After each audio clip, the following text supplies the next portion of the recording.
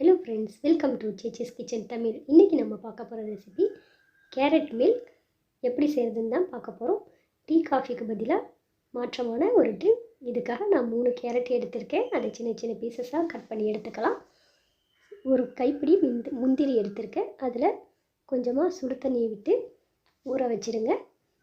ஊற வச்சுட்டு அந்த கேரட்டையும் நாம் வேக வச்சிடலாம். கொஞ்சமாக கேரட்டில் தண்ணீர் விட்டு அதை ஒரு 10 அல்லது 15 நிமிடம் நல்லா வேக விட்டு எடுத்துக்கோங்க.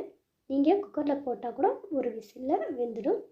இது போல் சாஃப்டானதும் அதை தண்ணியெல்லாம் வடிகட்டிட்டு ஒரு மிக்ஸி ஜாரில் போட்டு முந்திரியும் சேர்த்து போட்டு ஒரு ஏலக்காய் சேர்த்துக்கோங்க. ஒரு ஏலக்காய் சேர்த்துட்டு நல்லா பேஸ்ட் போல் அரைச்சிடலாம். பேஸ்ட் போல் அரைச்சி எடுத்துக்கோங்க. ஃபைன் பேஸ்ட்டாக அரைச்சி எடுத்ததுக்கப்புறம் ஒரு பாத்திரத்தில் நான் 1/2 லிட்டர் காய்ச்சின பால் எடுத்திருக்கேன். 1/2 லிட்டர் இதற்கு போதும். அதை ஜஸ்ட்டு சும்மா நான் ஹீட் பண்ணிக்கிறேன். ஹீட் பண்ணிவிட்டு நாம் அரைச்சி வச்சுருந்த கேரட் முந்திரி பேஸ்ட்டை அதில் கொஞ்சம் கொஞ்சமாக போட்டு மிக்ஸ் பண்ணிடலாம். நல்லா மிக்ஸ் பண்ணி விட்டுடுங்க. அது நல்லா கொதி வரட்டும். அது நல்லா கொதித்ததும் தேவையான அளவு சீனியோ அல்லது நாட்டு சர்க்கரையோ நீங்கள் சேர்க்கலாம். குழந்தைகளுக்கு எப்போவுமே டீ, காஃபி, ஹார்லிக்ஸ், பூஸ்ட்டுன்னு கொடுக்காம இது போல் செய்து கொடுக்கலாம்.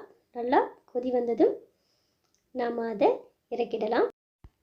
நான் தாளிப்புக்காக கொஞ்சமாக நெய் விட்டு கொஞ்சமாக முந்திரியும் வெள்ளரி விதையும் அதை ரோஸ்ட் பண்ணி போட்டிருக்கேன். நீங்கள் சாதாரணமாக கூட குடிக்கலாம். ரொம்ப டேஸ்ட்டாக இருக்கும்.